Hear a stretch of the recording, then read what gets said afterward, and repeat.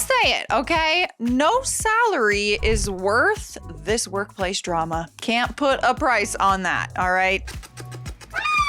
First story, am I the a-hole for missing the birth of my child because of work? This story came December 30th, 2019. This is a horrible situation and I need to know if my wife is justified. My wife gave birth to our first baby 3 days ago. We've had a rough few years with 2 miscarriages and a stillbirth at 37 weeks. Oh my God. So my wife was terrified this entire pregnancy. I am a firefighter and I was on duty when my wife went into labor. Her doctor said that it would likely be a while, so I decided to stay at the base for a little longer because it is about mayhem and we're never enough people anyway. Then one of my mates gets a call that her grandfather had a heart attack and probably would not make it. Obviously, she was devastated and things got really hectic. We got called out to another fire and our captain said one of us could go, but not both. I told my colleague not to worry, she should go and spend time with her grandfather since it will be her last chance. So I had to go out and I missed the birth of my child. I got there 2 hours after my girl was born. I felt horrible and apologized profusely to my wife, but she yelled at me, said I let her down in the scariest moment of her life, and then told me to leave. So I left and I waited in the hallway. It's been 3 days and she refuses to say anything apart from the bare minimum related to the baby. They can leave tomorrow and she's informed me that she was going to stay with her sister, who recently had a baby too, until she, quote, knows what to do about our relationship or what's left of it. I understand that it must have been scary for her, but my reasoning is that only one of us could leave and I will have a whole life to be with my child, whereas my mate only had a few hours left with her loved one. I mean, that's a tough situation. That's a tough one. Obviously, your intentions were good. You were trying to think of the other person. You thought maybe you had some more time before the baby actually got here. You were trying to do something good. We have an update. And it came 4 months later. We are now at April 27th, 2020. Many of you said how it wasn't about being there for the baby, but that I should have been there for my wife. You are absolutely right. I acknowledged my mistakes and I apologized to my wife. I suggested that we get therapy and she agreed. We are all back home together now and we have been for a while. Things are good for us and we're a happy little family. For those of you who suspected that I cheated with my workmate, you were wrong. I may have been an a-hole in how I dealt with my wife giving birth, but I would never cheat. I love my wife very much and I'm happy she's given me another chance and intend on being the best husband and dad that my family could wish for. My mind never went there. I was not assuming that you were cheating with this mate. I took your story for what it was. Good point though. It wasn't about how much time you have left with the baby. It was simply to be there to support your wife through a very traumatic and beautiful experience. Next story. My boss is horrible and makes me cry almost every day. I have worked in some toxic workplaces, okay, where I did cry all the time. Not worth it. No job is worth your mental health, in my opinion, but it's very hard to get out of it sometimes because life is expensive and we all need money. So this story came February 1st, 2013. I am female 30 and my boss is male 50-ish. I am a computer programmer specializing in a niche area of expertise, and I have worked with some very well-known companies. I'm 10 years into a very successful career. I'm well regarded and good at what I do. I also have a significant other, male 32, and a daughter who is 9.5. Months ago, I was offered 2 jobs at the same time, one within a bank and the other for a small company. Because of the time required for the extensive checks for the bank, I decided to take the job for the small company. In fact, I was heavily persuaded into it. I originally applied for the role of a programmer, but the CEO pushed the salary right up and offered me a job as a technical senior manager with the promise it would be very technically hands-on. I voiced my concerns about having no management experience, but they talked me around and promised me guidance and support. They always do. Over the months, this guy has, we got a bullet point list here, broken promises, lied to me, been outwardly rude at every opportunity, undermined me constantly, never thanked me once, even when I put in many hours in the evenings and weekends, asked me to do A, I do A, then gives me hell for not doing B because I was doing A, has not allowed me to write a single line of code in 5 months, and then outsourced the technical work to India against my advice and wishes, destroyed my confidence, put me in a position where I cry at home most evenings, and put a strain on my relationship with my family. He is disliked by everyone in the company. No one has a good word to say about him. Over Christmas, another director of the company asked me if I was having any challenges, and I opened my heart up and I pretty much resigned on the spot. But he talked me out of it, said things would change and that he would talk to the CEO. The CEO was nice for about 2 weeks. We had lots of chats. I was open and frank. And then because I had previously stood up indirectly to him, he has since been making my life a misery. I am spending all my energy looking for a new job and being very proactive about it, but it takes time. It's hard because it's difficult to take a day off at short notice for interviews. I also have limits because of my daughter's schooling. I can't work outside of my city. I have no savings and I am paying off debts, so I can't just simply walk out. I do have some leads, but these things are taking time. I am being proactive and pouring every spare penny I have into driving lessons, which will give me more options. I have a few employment rights because I have been there under a year in UK law and no one to talk to because my bully owns the company, and talking to other directors landed me in a worse situation. I can cope with not doing what I am skilled at and being bored and lied to, but the fact he is victimizing me is unbearable. Even other people have now picked up on it. I am personable enough and I get on with everyone, being the stereotypical geek that I am. I find the complexity of dealing with people very hard. I can't play the manipulative games and get involved in the politics that are seemingly required to keep myself in good favor. In my whole career, I have never worked anywhere quite like this. I know I should keep my head down and take the money until I can get out. Although I worry I won't get a reference. I should focus on this and not let it get me down, but this is so much easier said than done. I am angry and upset all the time, and I'm starting to feel like I will be stuck there forever. I'm not sleeping, I'm always in a bad mood, and I'm drinking way more than I should. What can I practically do to cope?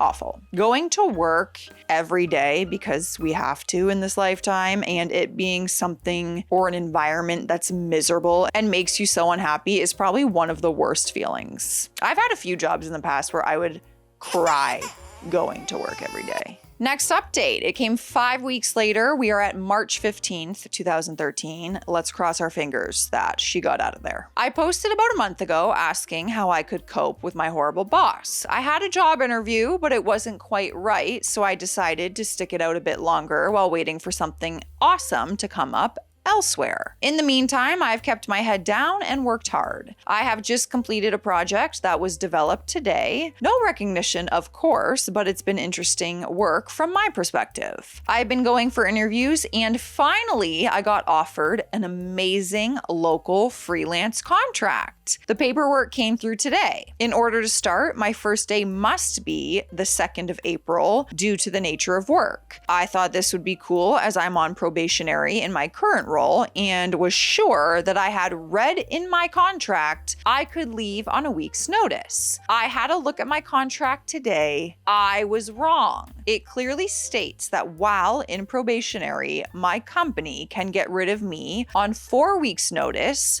but irrespective of how long I've been there, I have to give 3 months' notice. 3 months' notice? What job is hiring 3 months out? 3 months is insane. This is madness. It's madness, I tell you, for the love of God! I rang my boss, who is not in today, and told him I was going to hand in my resignation on Monday and that I needed to leave at the end of this month. And he said, let's talk about this on Monday. If he makes me work for 3 months, I will lose the contract. I will also lose my mind. I think it will be very difficult for me to find another role that will wait 3 months for me to start. If I work 3 months and resign without a job to go to, I will be in big financial trouble. According to my Google DIY employment and contract law advice, I live in the UK, this actually seems legit. So my horrible boss may well stop me from escaping his clutches, and I can't stop crying. And there are no other updates, which has me believe she may in fact have just kept working there. 3 months is insane. If anyone is from the UK, is that real? That's insane. How is that possible? 3 months. How do you possibly give that much notice to somebody? Next story. Nightmare coworker thinks he's untouchable, slips up. Ooh. What'd he do? This story came December 14th, 2025. So I'm currently working for a rather large discounter as a cashier and a stalker. Not like a creepy stalker, like stalking the shelves, you know? This means that we have minimal staff to keep the store running. 2 minimum, 3 to 4 on busier days. This means that each worker not only has a higher workload, but it also means that everyone except the first register needs to do multiple things throughout their shift. The one responsible for the organization of tasks is the most senior full-time employee, internally known as the vice manager. Names and exact jobs and titles have been changed for privacy, obviously. Recently, we have fallen into a staff shortage due to our previous store manager getting promoted, and their replacement along with 2 other coworkers quitting due to medical issues and/or moving to a different city. This meant that Regional was scrambling for new hires and onboarded quickly, skipping most of the formal onboarding process, which for me included about 8 paid hours of e-learning courses. 2 of the 3 new hires are not noteworthy in the slightest, but number 3, let's call him John, certainly was a character. John is a 25-year-old, toxically friendly, non-native part-time worker who also works at a fast food chain across town as a second job. When John was interviewed, he not only lied about previous experience, as he claimed he worked for one of our sister organizations, so he knew all the systems, but also lied about his availability given his other job. This led to the interviewer from Regional saying that he is ineligible to be a vice manager. When he started, due to the rush hiring and lack of store manager, he didn't do any of the learning. This is critical since several of those are legally required to be allowed to work a register. Since we didn't know that he hadn't done that before at our sister store, he was allowed to operate the register, which he was unsurprisingly very bad at. Anyways, on day 2 of working with us, I had him as my second cashier, and he was already gossiping about the shift's vice manager, saying how she was bad at her job and that she couldn't make it at his fast food place that he worked at. Then he complimented our most senior full-time employee, saying, "Wow, you did that really well despite being, you know." Then he started actively spreading minor rumors about certain employees hating certain other employees, all while having the ego of a lifetime. If you asked him anything, he would claim to know it, then tell you something completely wrong. He casually would state that he was the fastest and most orderly and best at facing, etc., etc., etc. All while his cash register performance, which is digitally tracked, was severely under the quota. Not surprised, to be honest, based on what you're saying. This underperformance is why he was then subsequently denied the ability to be a vice manager of a shift, since at that point it had also come out that he didn't work in our sister store, but worked in a bakery in the same building as one. Then I was once again paired with him for a shift a few days ago. This is now month 3 or so of his employment, and he is universally disliked as a gossiper, underperformer, and fake nice coworker. While everyone is still professional, he isn't on a friendly basis with anyone, as everyone knows about his gossiping and weird self-congratulatory compliments. That day, I find out that he's handed in his 2 weeks notice. And what does he do? Underperform even harder.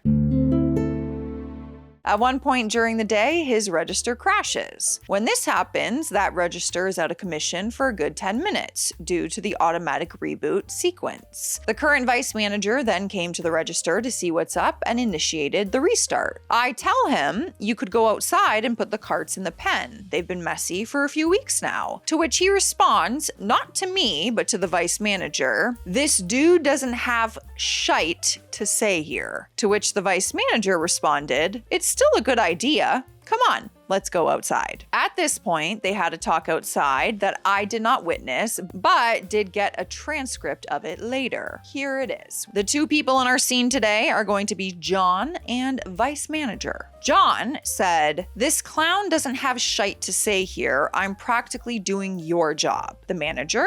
"He's been here for way longer than you, and if our regional walked in when you were just sitting there, it would be your ass." John, "He just wants to boss me around, that racist." Manager, "No, he suggested something that needs to be done anyways and that he can't do as first register." John, "He obviously just wants to boss me around. I'm way higher than him in the hierarchy. He is just a cashier. I'm untouchable. They can't fire me. Plus, I already quit. I can do what I want and that idiot can't make me do shite." Manager, "Calm down, then come back in and go back to your register." End of discussion. After that, John looked visibly angry at me the rest of the day. Now, do note that John was 90 minutes late that day, after calling in that he'd be an hour late, 10 minutes before his shift even started. I went to the vice manager after that to talk with him about John, where I found out about the conversation. Then I didn't see John until the end of the day, but what happened during that time is going to end up with a severe whooping next week. John wanted to go 5 minutes early to catch the next public transit time, which was exactly at closing time. While we usually take about 15 minutes to close the store, which is paid, due to the vice manager being sick of John, he agreed but changed his schedule so he wouldn't be paid the 15 minutes after closing. Then John called the vice manager, who was in the store talking to a coworker named Dora that had come in for shopping late in the evening. Dora had at that point told John that he could restock the bottled water since there was still time. Vice manager says, "Hey John, what's up?" John on speaker says, "Yeah, I'm done with the register. That stupid C word, Dora, just told me to restock the water. Who does that biatch think she is?" Vice manager, yeah, I'm gonna come get your register locked up.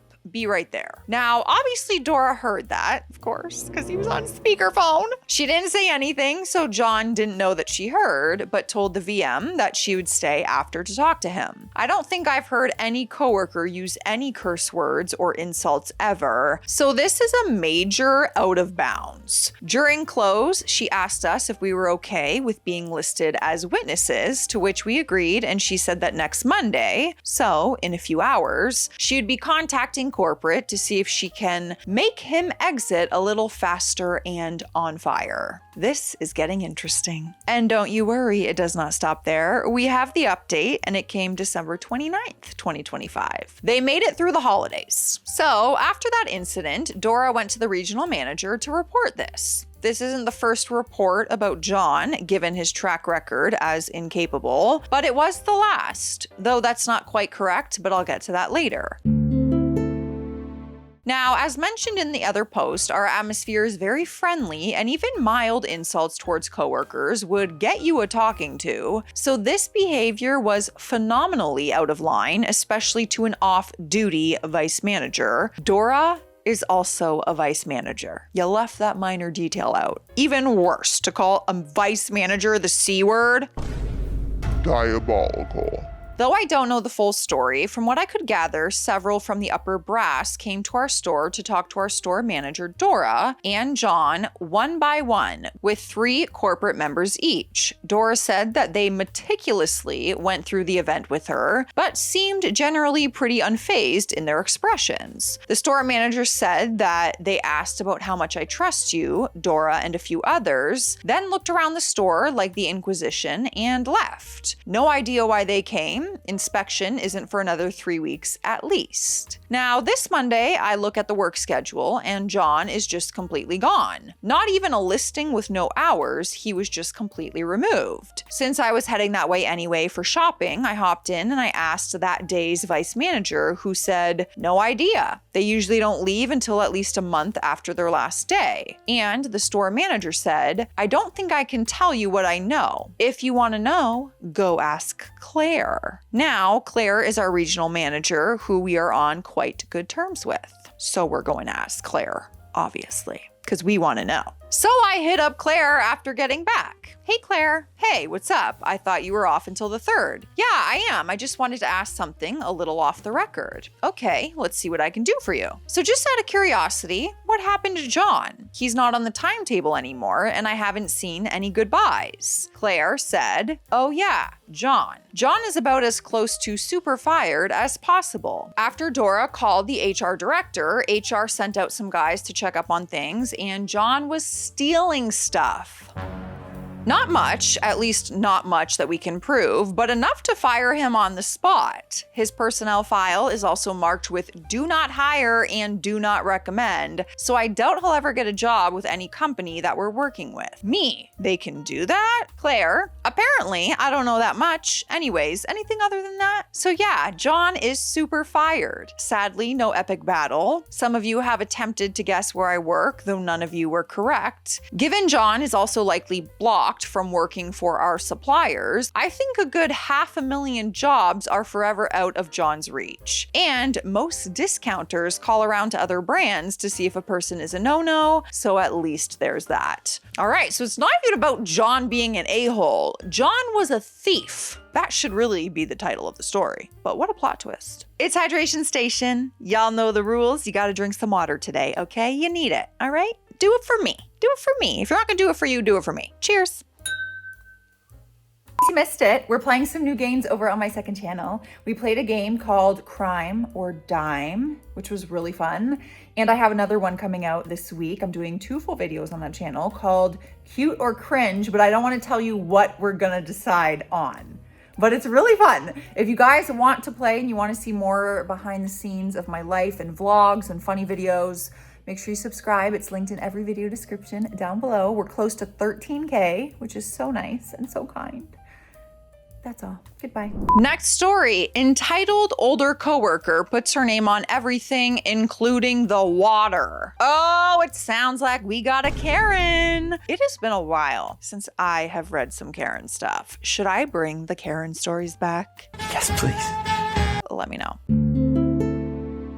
This story is hot off the press, baby. It came March 27th, 2026. We have a new coworker who just started like 3 months ago and puts her name on everything. We just realized that she put her name on the bottled cases of water that we keep for everyone. The kicker is that she can put her name on everything, but takes what I'm using while I'm still using it, and then gets mad when I hide both items from her so I can still use them. Even my boss was like, well, she's the only one here right now, so she's probably using both. Mind you, it is the company's supplies, not hers. I'm seriously thinking of putting my name on the most absurd objects just to point out her ridiculous entitlement. I'm just picturing like putting a name tag on like the plant, the light switch, the doorknob. The most random things. But I'm also worried that it could be seen as a hostile work environment. And yes, we've complained to multiple bosses about it. We have an update. 6 days later, we're now at April 2nd. We have a new person trying to start rumors that we're all going to be losing our jobs when we don't know until the summer. And she's been telling others that we're going to be losing our jobs, so of course it's starting to cause panic. She also said that she heard rumors from others who aren't involved in the decision-making process, and it was a few months ago. So things could have changed in the meantime as well. I've heard rumors in the past, but I'm not as worried as I would have been back in September. Ask me in September and I would have said abso-effing-lutely. However, we've turned a lot of our problems around and we have been working insanely hard to turn these problems around. I've been doing extra things when I have time, so it actually looks like we're doing work during the day when people can see it. Not to brag, but that's one of the things I always get compliments on, that I'm always busy and that I'm always doing something for this reason. Mind you, I've been there for 10 plus years and I still don't know the whole truth. So how would someone who just started 3 months ago know the truth? Okay, I assumed it was the Karen who was starting these rumors and causing the panic, but You didn't specify. It's Karen. We brought it up to our boss that she shouldn't be spreading rumors like this, considering she just started. All I said was, me and my coworker have been here the longest, and we still don't know what's going on, so why she feels the need to spread the rumors is beyond me when she just started. She has no right to fear monger. It's one thing when me and my other coworker talk amongst ourselves, but I still don't mention it to anyone else just because I don't want to start panicking. I do have safety plans, but I planned on leaving regardless. It's not doing her any favors considering we've already been having issues with her since she started, and my boss was not happy when we told them about this issue either. Okay, so now we have 2 issues with Karen. It doesn't stop there. Apparently, we have more issues. We have an update. 1 month later, we are now at May 1st, 2026. It's super frustrating that within the last week, we have caught this coworker stealing items and damaging property, and we have evidence of her doing both on camera. Yet somehow she still has a job. We've had issues with this coworker in the past. She feels entitled to other coworkers' supplies and takes them when they're actively using it. We already know all of this. She's taking partial cases of water that are meant for everyone and hoards them for herself. We've complained to our bosses about her doing so as well. Other coworkers have also complained about her doing other stuff that we should not be doing. But I mean, one time in a chat, and I get a write-up for that. Yet the 2 things we fire people for on the spot, aside from sexual harassment, she doesn't get fired. I don't know. I feel like they're not going to fire her for just like, oh, but no. I forgot. If she is stealing and damaging property and you caught her on camera, I think we need more details. Like what? Like a stapler? A notepad? Like what do you mean? To what severity? Because it's obviously not very much if they're not firing her. And we have the final update. So it's now May 8th. This morning, I walked in to see her name sticky notes on a product that's only for one of our machines and that machine only. She doesn't need this product at all, so I took a picture of it and I let my other coworker see it just so I had another witness. And I told her that it was only reserved for one machine only, and she ripped the sticky note off and put it back. Besides, only 2 of us know how to use this machine, and I'm one of them. As far as I'm aware, she does not know how to use this machine, and because of her age, I don't think she's capable. We don't use this machine as much as others. It pretty much just sits dormant until summer. There's no need for her to have this product. Because she took this specific product, I have a small theory that she might be stealing these products to bring home. She's already been caught stealing already, so I wouldn't be surprised. I feel like we're not getting the whole story. Is anyone else feeling that way? I don't know. Part of me feels like if she was damaging property on camera and they're like, oh, we don't care, she's not getting fired. Are you like blowing things out of proportion? You know what I mean? I don't know. I'm like, I don't know how to read this story. Is she the Karen? Are you the Karen? Are you just like have an issue with her and every little thing she does like bothers you and so it kind of feels amplified? You know what I mean? Is anyone else getting that vibe? It could just be me. Let me know your thoughts, you guys. I'll see you in the comment section regardless. Stay classy out there. Stay sassy. Bye.